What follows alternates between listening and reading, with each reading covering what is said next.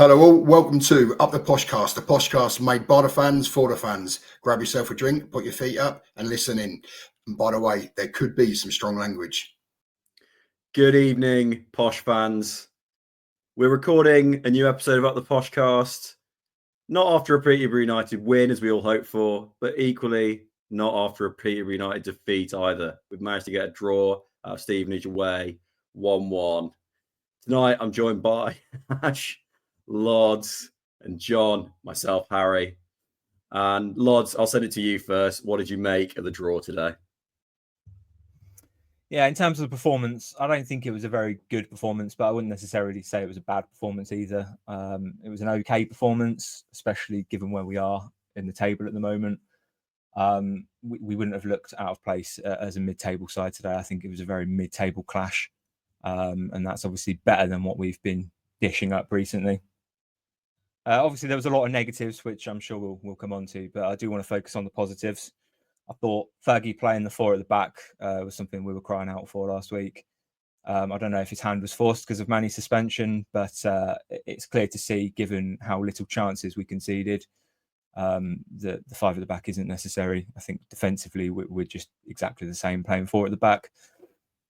Their goal was pretty much from nothing. It was just a lucky shot from outside the area, really. And apart from their offside goal, I don't really remember much else that they created. And then the other positive thing that I wanted to speak about, which I don't think Fergie agrees with, based on his post-match interview, is that I thought the players were taking a lot more risks going forward, especially compared to the last couple of away games, at least. There was a couple of players that probably should have done a bit better in the first half, but in the second half, I think everyone really gave it a go. Everyone was looking up. Everyone was trying to play the ball forward. And there was times where the players were trying to take on their man, and it doesn't always pay off when that happens. But I think if you compare the way we play this season to last season, we have to take these risks. We have to have these players trying to take on a man, trying these risky balls, because we're not going to score unless we make those risks. The negatives for me, the main one was the presence of the midfield when we were in possession.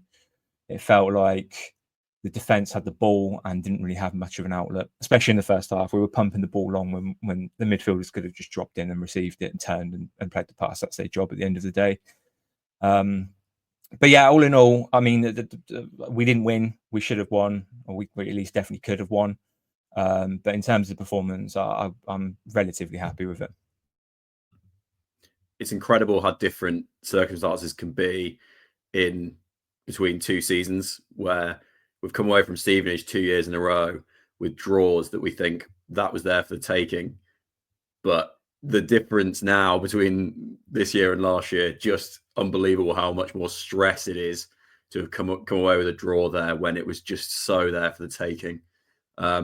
Stevenage were dire. So many misplaced passes, and I think we were comfortably better than them down both wings. And it's such a shame that we just didn't show enough viciousness on the edge of the box to stop that shot going in. Both Archie and Cipriano kind of let it walk past themselves. I can't see them getting skinned, either of them, if they jumped in a bit. But look, I agree with you, Lodz, that there was plenty of positives there, and there were more risks taken. The 4-2-4, I hope, is here to stay. Look, it is clearly the best system for us. Most teams in this league are more like Stevenage than they are like Birmingham. And of the games we've got left, there are some tough ones in there where maybe we'll want to change and be a bit more defensive. But I really do think we should be sticking with this 4-2-4, which is, by the way, the preview that we had before this game, both Ash and I were screaming out for. Yeah, and I think that what today clearly showed is that if we are going to avoid relegation, it's not going to be by trying to defend, is it? So, as Peterborough United always said, our best form of defence is to attack the living daylights out of teams. And I'm not going to say that Stevenage were probably absolutely petrified of us today, but I think that they know that they were probably less deserving of the point than we were today, which is slightly disappointing, because I think that although we were better attacking, I think that players were maybe afraid to make the mistakes that come with trying to play attacking football. That was a disappointing thing from me.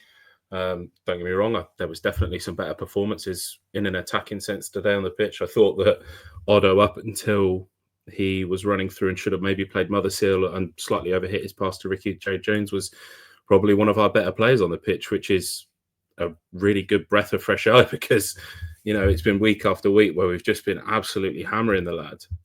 So it was nice to see him put in, even though maybe it was probably just a bang average performance, it was nice to see that it wasn't an absolute gutter performance. And all in all, it was just one of those boring games, to be honest with you. Like, again, go back to Wigan, like go back to Exeter, those sorts of results. Like, 1-1s aren't Peterborough United. Like Harry mentioned, obviously 2 draws in a row away from Stevenage.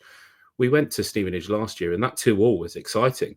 It was right until the end, and like you always felt like we've discussed before, that jeopardy that comes with Peterborough United. I didn't really feel like we were going to lose once we'd gone to 1-1, and they didn't really pressure us, and it sort of felt like we shored ourselves up once we were higher up the pitch. And ultimately, that's naturally what's going to happen, isn't it? The more attacking players you've got, the further back you can push the opposition team.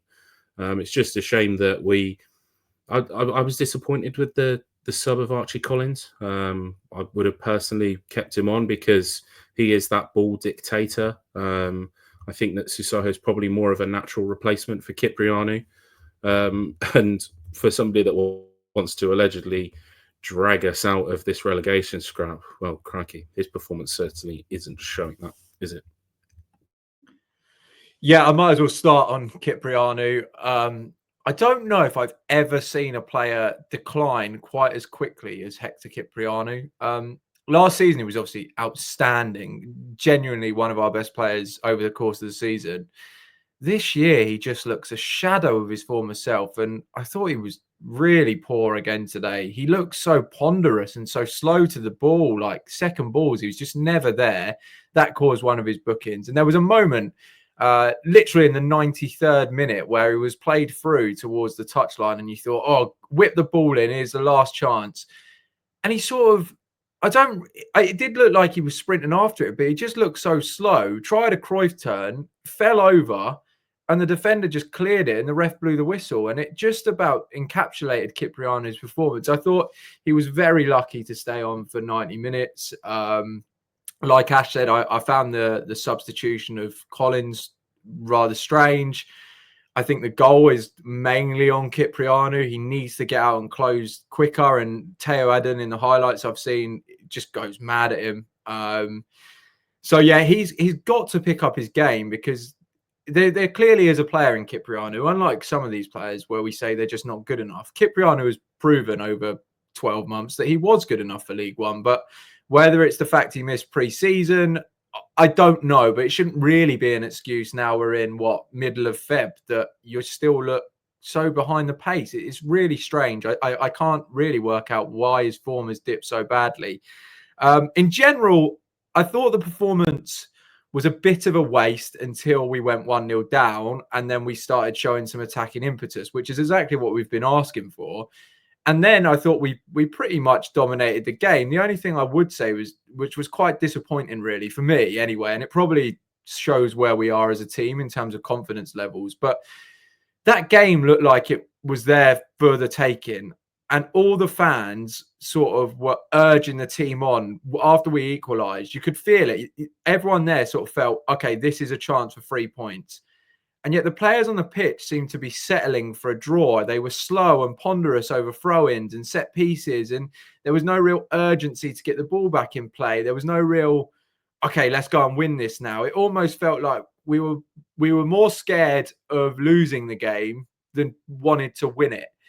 And that really kind of disappointed me because, like you say, Ash, it's just not the Peterborough United mentality. And I know they're in a bit of a rut. I know it's difficult at the minute, but we're not going to have that many more chances to win games this season. Like, the chances are we go to Huddersfield next week, and I don't know if any of us can realistically say we're going to get 3 points there. And we're running out of games rapidly, and teams are catching us up.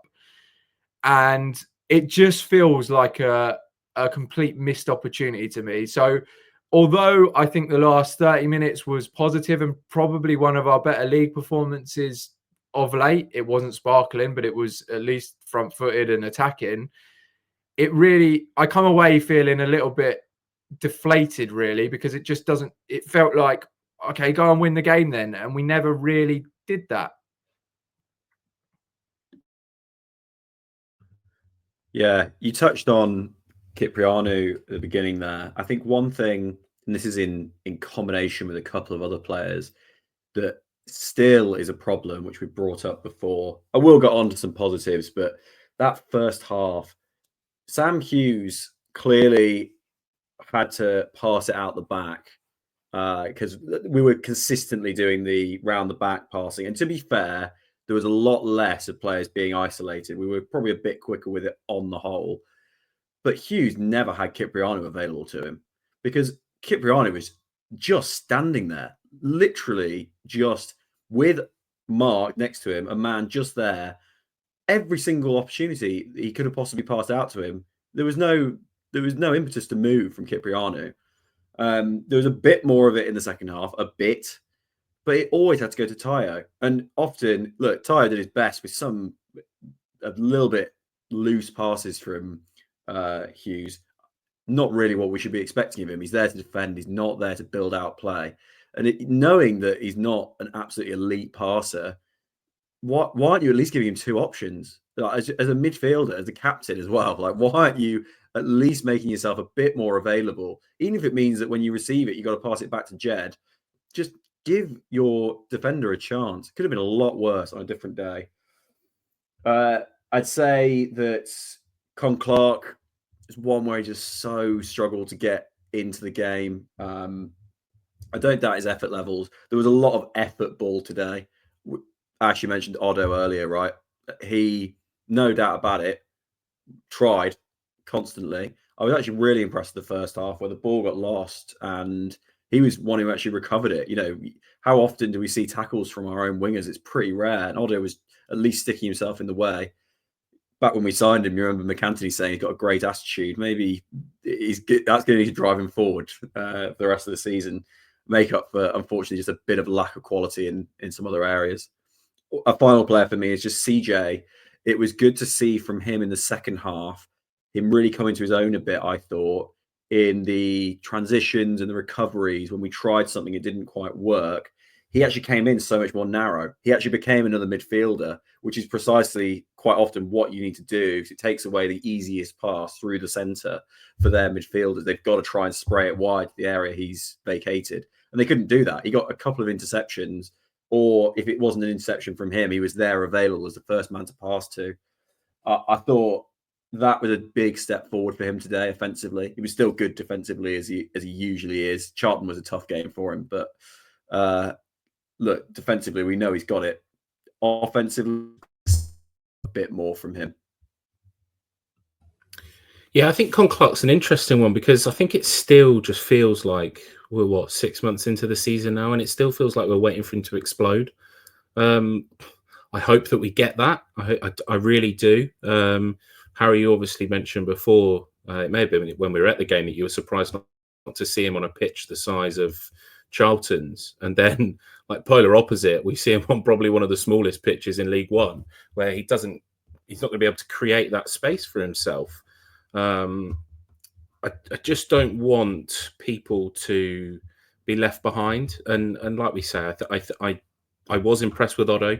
It's such a shame that last moment, that lasting moment of the game, was his poor decision. Like if that happens in the 5th minute, let's say, and then he goes on and plays the game how he did, then nobody remembers it, and we draw the game, and everybody says, yeah, that was actually a really good Abraham Odo performance. But somebody like Con Clark, it was kind of like you knew when Fergie was making subs that he was going to be the one that was taken off, which as this flair player, I guess, what you would say, like a luxury player in a system like that, is that it's disappointing that he hasn't shown so far and still is sort of running out of games. And like, to sort of refer back to where we are in the league, it just does consistently feel like we're running out of time and running out of games for the whole team to explode, not just Chris Con Clark. Yeah, I'm struggling a little bit with Chris Con Clark. I've got to be honest, because he's one of these players where we've obviously watched him a fair bit now, and I'm still not really sure what he's good at. You kind of watch him, and at least with, and look, I'm certainly no Joel Randall fan, but you knew with Joel Randall what he was good at. He was good at picking up pockets between the midfield and the attack, and he was good at linking the play. With Con Clark, he doesn't really feel like that link player like Randall, but he doesn't feel like a runner beyond like a Smodix. He doesn't feel like a trickster like a Dembele or a Tomlin. He doesn't really seem to excel in any area at the minute, and there's too many games where you sort of watch him and he's just on the periphery of it. You don't really notice him getting that involved. And it's got to the stage now where obviously we're talking about going to 4-2-4, right? And I think one of the biggest problems is that the number 10 is just so ineffective, because it does look better when we have two wide players and Malik and Ricky running up front. And I don't think Ricky J. Jones was great today, by the way, at all. I thought he was pretty poor. Again, I'm not seeing the same effort from Ricky as before, which is bizarre, really. When you watch him, he doesn't make the runs, and you're like, that's your main strength. When you're not in there to be a link man, you're not in there for your technical ability. You're in there because you're very fast and you're physical. And yet, it's like he's on the back foot when we get the ball, rather than making the run to make somebody else's pass for him. He wants the pass for him before he makes the run. And it's frustrating to watch, because you kind of feel, another player that started this season really well and has just dropped off since about December. I don't know if that's with an eye on a move or whatever, but he's got to start putting in more effort, because if you're not running, Ricky, you're not offering us really anything. I think the biggest positive to come out today, really, though, and I do want to focus on a positive, is Kian Hayes. Again, whenever he gets an opportunity on that right flank, he looks good. I'm not saying he's our saviour. I'm not saying he's one of Peterborough United's elite wingers. I'm certainly not saying any of that. But what I would say is he's the one that you gets the ball and he just drives at players. He's just so willing, isn't he? He works hard. He puts himself about. He does everything you kind of want from a team scrapping for their lives. And yeah, he does need a little bit of refining. But how many other wingers, like Odo played okay today. He wasn't sparkling, but for Odo, that was a decent enough performance. But he is never going to do what Hayes did, where he sort of shifted it out of his feet, got round the defender and just blasted it. And you kind of just want a bit of that at the minute, just a bit of individual spark to lift the team. And his introduction certainly lifted the team. And I do think Ferguson's management of him has been pretty weird, because he was in really good form on that right flank. He's been shifted around. He's played at fullback. He's played on the bench. He's now not really starting many games. Surely there has to come a time when Fergie looks at him and thinks he's the starting option. I think he should be our starting option probably until the end of the season, or at least certainly until Poku comes back. But I do think there's an option that you keep Hayes and Poku in the same team by playing either of them at number 10 at the minute. So I do want to see him get a run of starts, and I don't really know what more he can do to get that run, because I certainly feel he deserves it. Yeah, funny you say that, John. I was thinking the exact same thing. When Poku comes back in, I'd really want Hayes to keep his spot in the team on the right wing, and have Poku in the 10. With the Hayes not starting thing, I agree. It's just really, really weird. It's one of them ones. Every now and then you get everyone in unison, and I haven't seen a single Posh fan that agreed that Odo should have started today. Every single Posh fan was confused why Hayes wasn't starting. And then we bring him off the bench. And of course, there's nothing to say that he could have done that if he did start. But he's proved what he can do. And it was very Poku-esque, I thought. The beginning of the season where we were praising Poku's performances, there were little moments, weren't there, that Poku did to get us out of the rut. And that was very much what Poku probably would have done in that position. So that's a really, really positive thing about Kian Hayes there. And yeah, I agree. I don't think we should drop him out of the team, because he is actually one of the ones that I think has always tried to look up, run at players. That hasn't stopped at any point this season. There's been a lot of games where he's been absolutely manhandled, and physically he's obviously not up to it. but it hasn't stopped him. He's always gone for it. Gets kicked about. He's off the pitch. He's being wrestled, but he just gets back up and he tries it again. And I think that's definitely something we should be playing on, especially when you compare to maybe some of the other wingers in the team that perhaps aren't as ballsy as that, especially with Odo. Bristol Rovers the other week, where every time he got the ball, he turned around and he tried to play a safe pass option. You never get that with Hayes. And I think that's the sort of performance that we need to start getting us some more wins on the table. Yeah, no, I completely agree. And whilst let's say that the other 10 or 11 players that were involved in the game today looked relatively scared and petrified to attack, but not actually, it was more the conceding. It felt like Hayes is probably the only one that's fearless in the team at the moment and in the squad. He's comfortable making errors or mistakes as long as he knows that he's trying to do his job, which is progressing the team forwards. And he certainly lifted the team up and on, and it was ultimately a positive end of the game with Cian Hayes on the pitch. My only other concern is I looked at that bench today, so uninspiring.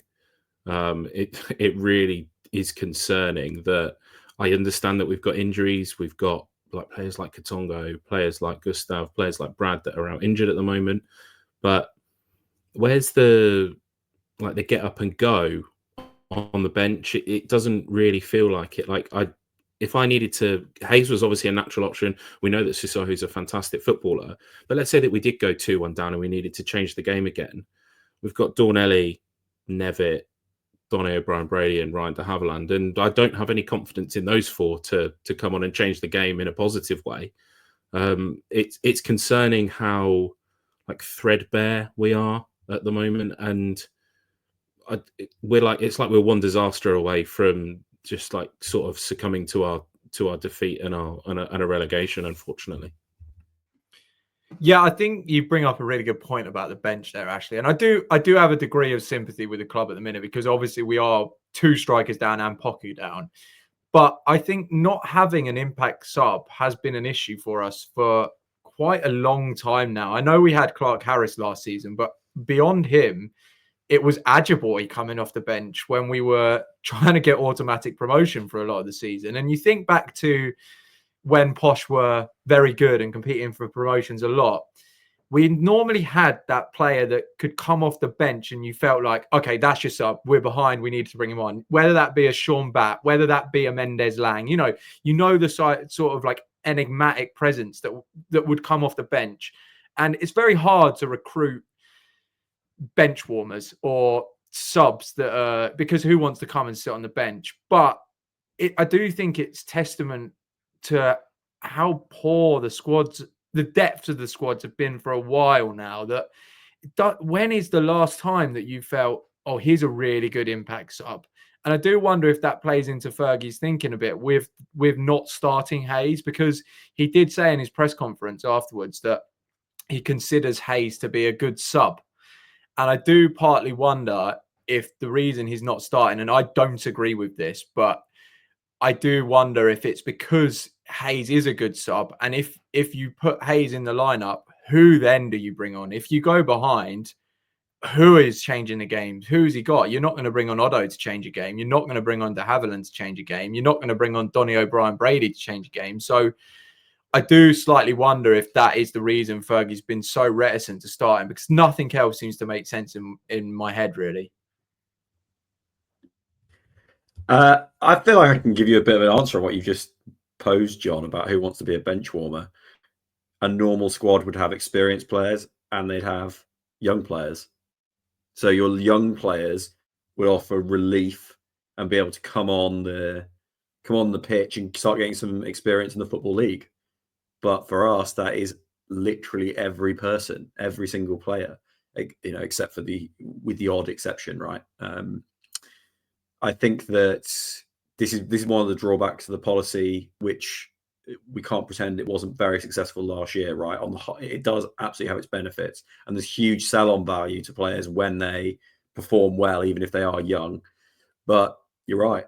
This is one of the pitfalls of having a young squad, is that your relief for your starting player who themselves is young, is another young player. I mean, made no more obvious than the right back position until January with Curtis or Dornelli, both of which needed really mentorship to have someone to learn under at this stage of both of their careers. Yeah, it's an interesting point. I just wanted to add that.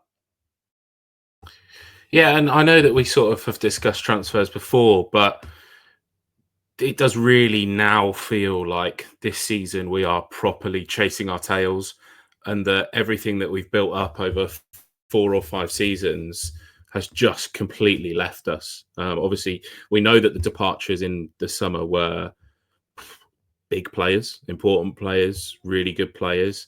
I don't want to blame the recruits, but it's that progression that I go back to, is that it finally feels like now, yes, the injuries have been absolutely horrid, but it does just feel like we're short. And I don't really know how we can be at this alleged salary cap and still feel so short compared to everybody else. Like, you look at Bristol Rovers, for example, how many players did they bring in on deadline day? Now, I know that we brought in Johnston, Hughes and Teo Dunn at the start of January, but I'm sure that Bristol Rovers were bringing in players as well. So how when we're in such a battle, can we be so short of manpower and positive manpower as well? It's really frustrating at the moment. Yeah, actually, earlier on when you were naming players that we had on our bench, there is one person you forgot, and that is Nicholas Bilokapic, who I'm pretty sure if we put that big Aussie up front, he could have changed the game.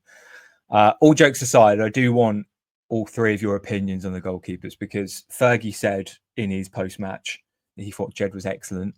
I don't think he was excellent. He made a very good one-on-one save. I actually think the goal was his fault. I think he had a clear enough view of the shot.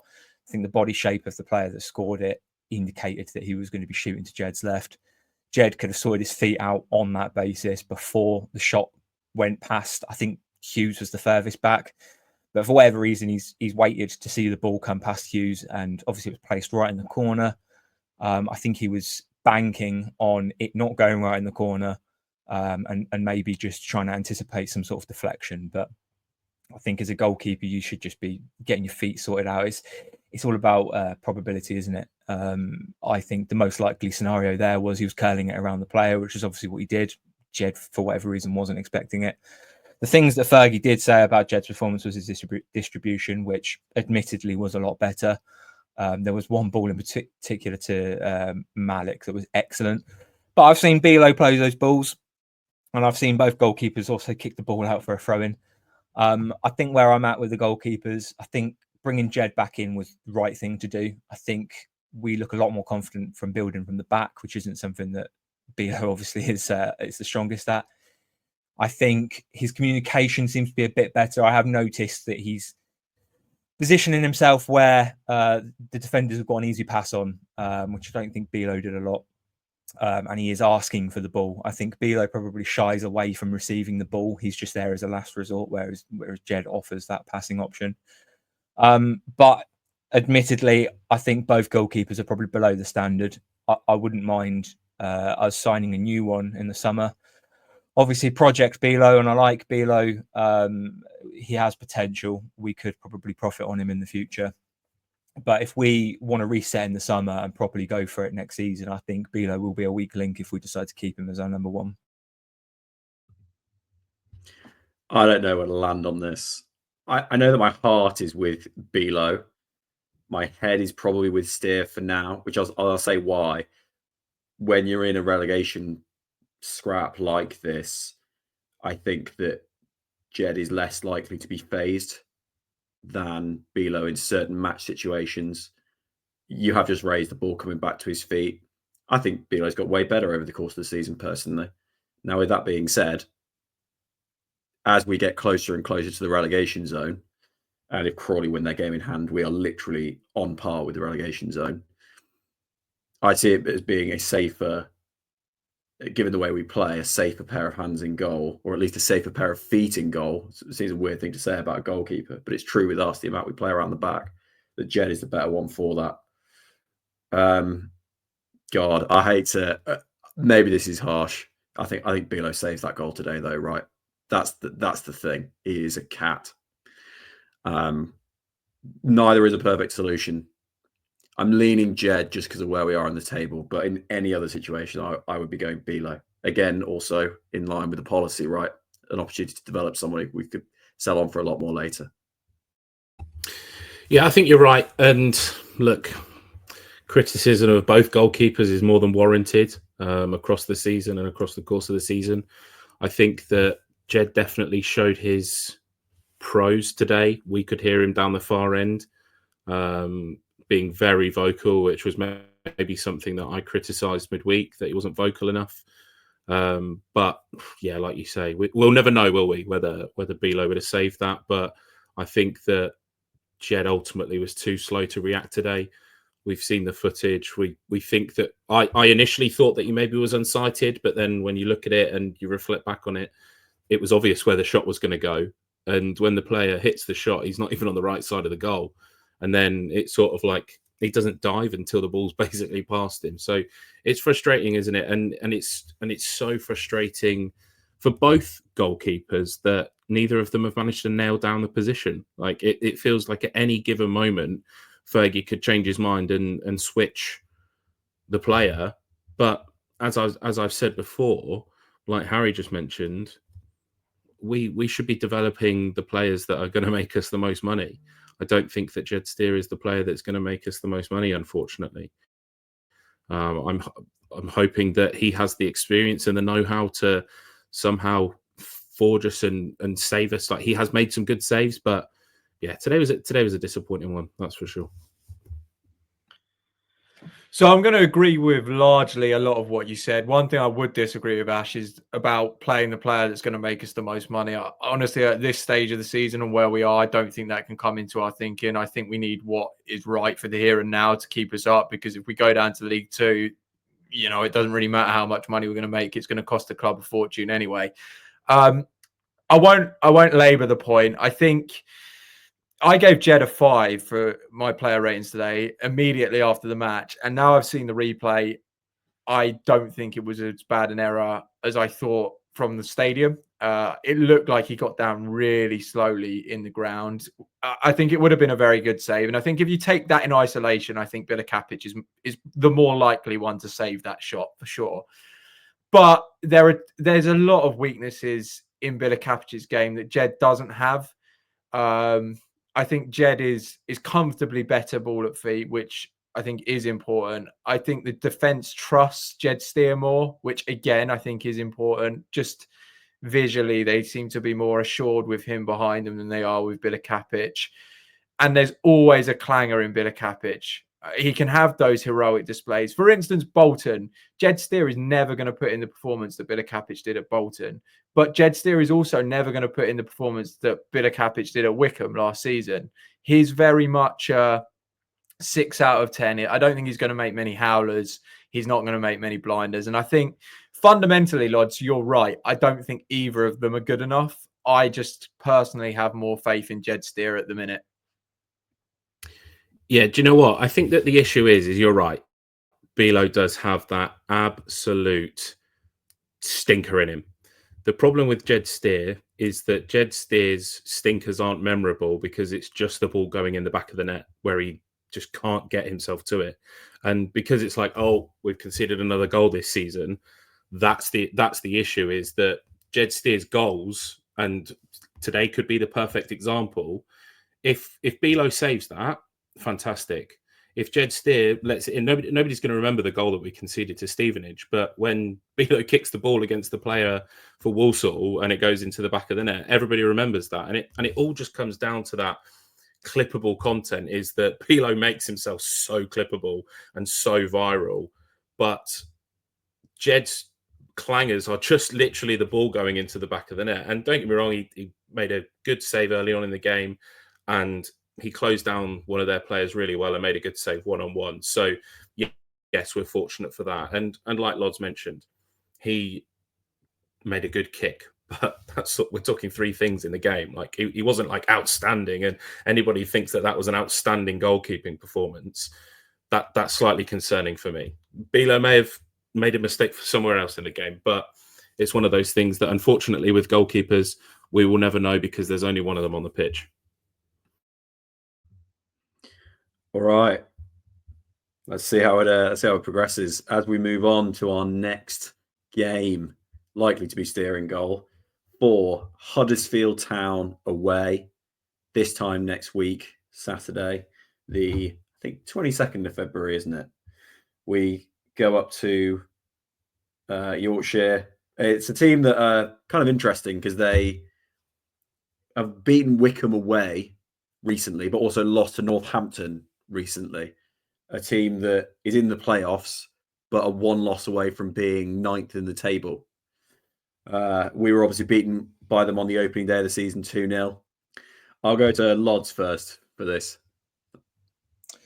Yeah, I don't think this is a game that we're expecting to win, which probably goes in our favour, right? Because it means that the pressure's off of us. I would like to see some more of that attacking intent that we spoke about earlier.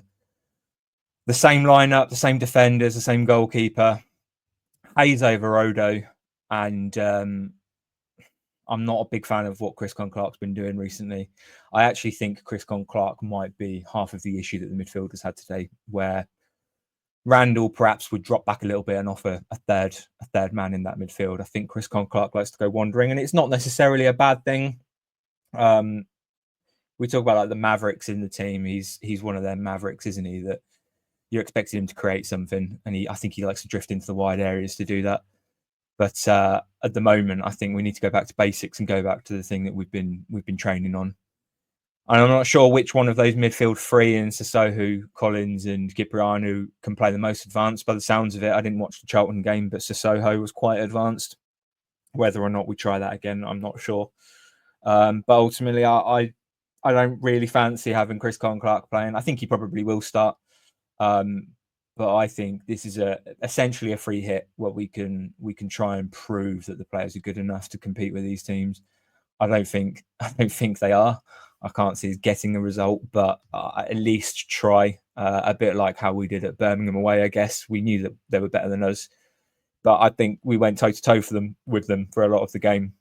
And if we can perform similar against Huddersfield, I think I'll be quite happy.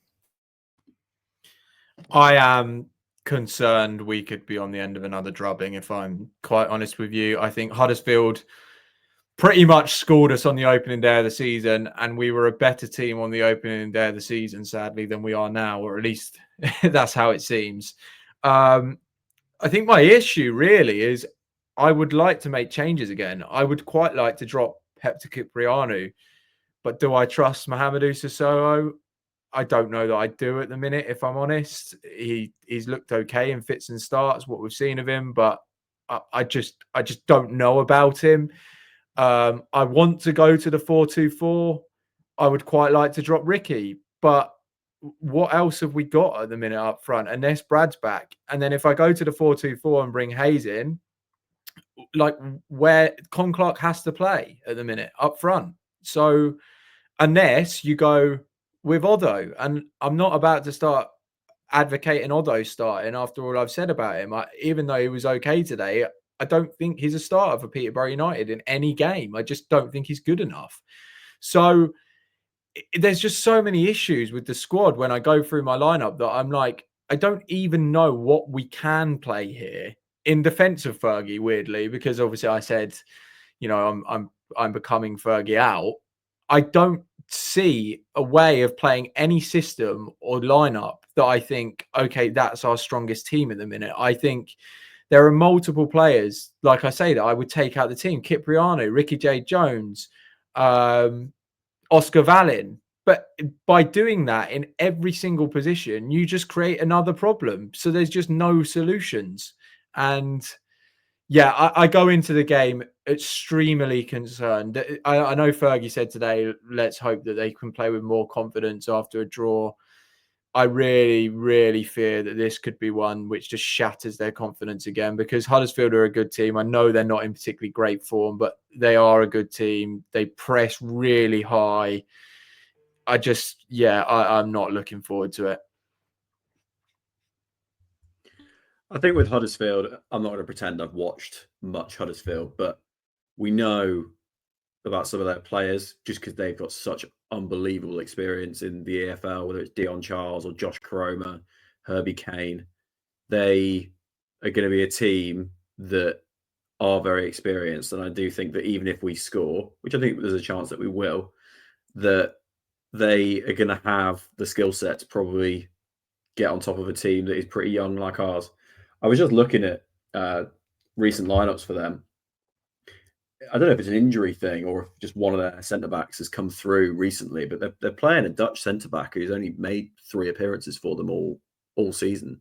Or at least they did today against Barnsley. And then they've got a 34-year-old as his partner. Is it Tom Lees? So, I think that there's an opportunity with the centre-backs that if one is inexperienced and the other is really quite old, that you might have some opportunity with Ricky there. Or Malik, just a bit of creativity. But yeah, it's a tricky one. I think that we probably shouldn't go back to the 5 at the back, no matter what, really. I'd advocate for the 4-2-4 that we finished the game with today. Even if it means starting Otto on the left, just go for it. Gustav, bring him on rather than start him. And I think they just need to try and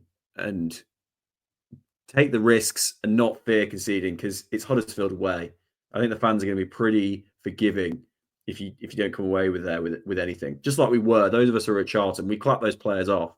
There's a bit of context with the red card, but we're a pretty forgiving bunch, even in the situation we're in. Just try, just go for it, no matter what formation it is.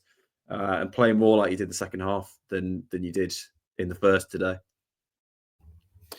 Yeah, I think that's an important thing, isn't it? Is that the 5 at the back, I can see it happening, but equally, it leaves us with nothing. Like, there's no replacement.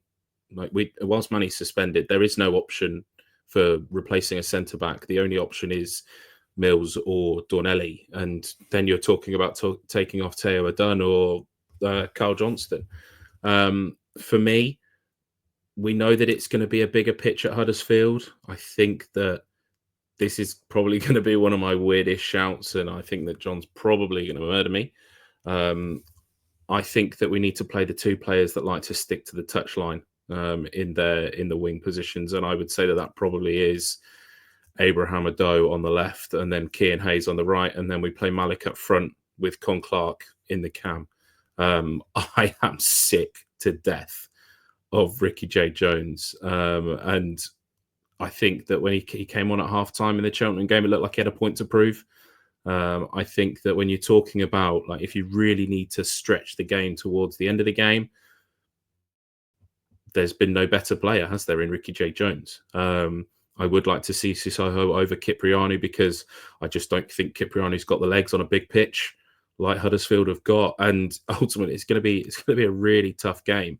Huddersfield are one of those up and down teams, aren't they? And their fans are going to get behind them. It's not going to be a massive following from Posh, I would imagine, because people are sort of switched off now, aren't they? Knowing that especially as we've got a big away game in the semi-final against Wrexham sort of 4 days after, is that where are people most likely to want to go? Well, there's the chance at Wembley. There's that Wembley carrot.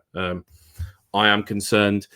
I hope that the players go in there with absolutely no fear, knowing that, like Harry says, if we lose to Huddersfield, we lose to Huddersfield. But it's starting to get to that time now where it feels like we need a miracle. And it would be great if that miracle came at Huddersfield and they just stunned us all, and we go up there and we bring home 3 points with us. All right. I will come to you all for the predictions for the game. Ash, give it to me. I can't predict us to win. I hope that, like I said, that there's a miracle, but I just don't see it. I actually don't see us scoring. I think that it's probably going to be, like John said, I think it's going to be one of those absolute horror shows, and we could lose by 5 or 6 goals potentially if Huddersfield find their form and find themselves ticking, because we will just basically bend over for them, I would imagine. I'm less gloomy than that. I think it's going to be a tight game, and I think we score. But I do still think we lose. I'm going with 2-1 Huddersfield. Yeah, I went to that game in the Championship where they beat us 3-0, and they just looked so much better than us in every single way. And I just remember the fans were really loud, and I think we were like right near the bottom of the league. They were going for promotion to the Premier League. I can see it being a similar story. I do think we'll score, but yeah, I'm going to go for a 3-1. I just think they're going to outclass us in every single way.